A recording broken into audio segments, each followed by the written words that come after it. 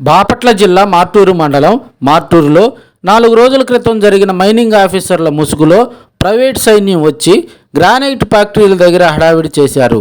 దీనికి సంబంధించి పర్చూరు టీడీపీ కార్యకర్తలు మీడియా సమావేశం ఏర్పాటు చేశారు. తనిఖీ చేయడానికి వచ్చిన ప్రైవేట్ సైన్యం సంబంధిత అధికారులను ప్రశ్నించిన పర్చూరు ఎమ్మెల్యే ఏలూరు సాంబశివరావుతో సహా 7 మీద అక్రమంగా కేసులు బనాయించడం సిగ్గుచేటని అధికార వైసీపీ ప్రభుత్వంపై టీడీపీ కార్యకర్తలు ఆగ్రహం వ్యక్తం చేశారు. వైసీపీ అధికారంలో వచ్చినప్పటి నుండి తెలుగుదేశం పార్టీ సానుభూతి పరులపై కక్ష సాధింపు, బెదిరింపులకు పాల్పడుతూ వైషమ్యాలు రెచ్చగొడుతుందని ధ్వజమెత్తారు.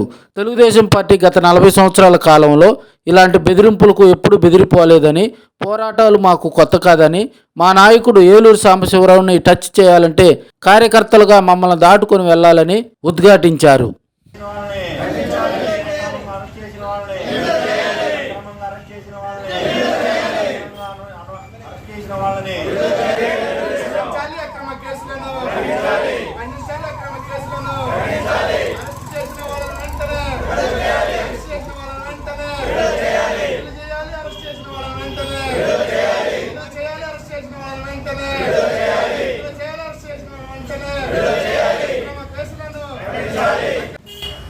ఆ వ్యక్తులు సంవత్సర కాలం నుంచి తెలుగుదేశం సానుభూతి పరులకి ఏ విధంగా గ్రామాల్లో అలజడులు సృష్టిస్తూ గ్రామాల్లో ఉన్న నాయకుల్ని భయభ్రాంతులకు గురి చేస్తున్నారు. ఇట్లాంటి భయభ్రాంతులకి తెలుగుదేశం పార్టీ నాయకులు, కార్యకర్తలు భయపడేది లేదు. మరలా గత 7 నెలల కాలంగా తెలుగుదేశం పార్టీ ఓటర్లను, సానుభూతి ఓట్లను ఏ విధంగా తొలగించాలనే ఒక దురుద్దేశంతో 7 నెలల కాలం నుంచి జనవరి 22వ తారీఖు వరకు అనుకుంటున్నారేమో. ముందు క్యాడర్ దగ్గరికే రాలేరు మీరు.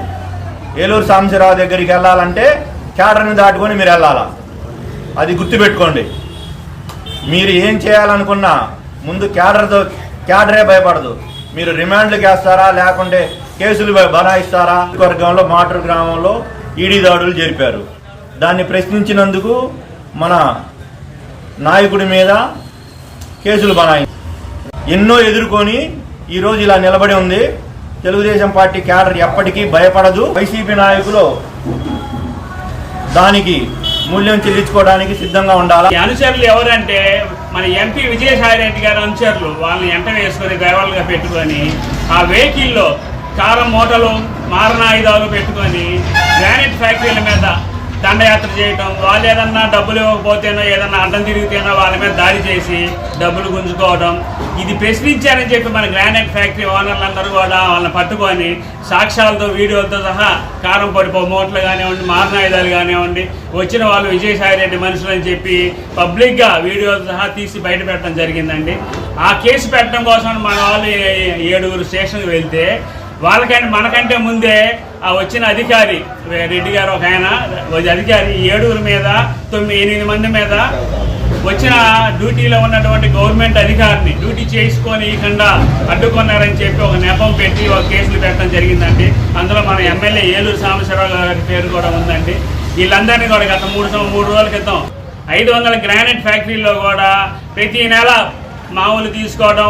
ఒక వ్యక్తి ఇప్పుడు వచ్చినటువంటి వ్యక్తులు కొంతమంది ప్రతిరోజు మార్టూరు ఏరియా నుంచి 10 లక్షల మామూలు పోవాల్సిన సాయంత్రానికి. ఎమ్మెల్యే గారి మీద పోటీ చేయడానికి వ్యక్తులు దొరకలేదండి ఇంతవరకు వైసీపీ గవర్నమెంట్కి. కేవలం అది మనసులో పెట్టుకొని ఎమ్మెల్యే గారిని ఏదో విధంగా కేసులు పెట్టి లోపల వేయించాలా. తెలుగుదేశం పార్టీ కార్యకర్తలందరినీ కూడా లోపల వేయిస్తే ఎవరు కూడా ఇక ఎలక్షన్లో రారు.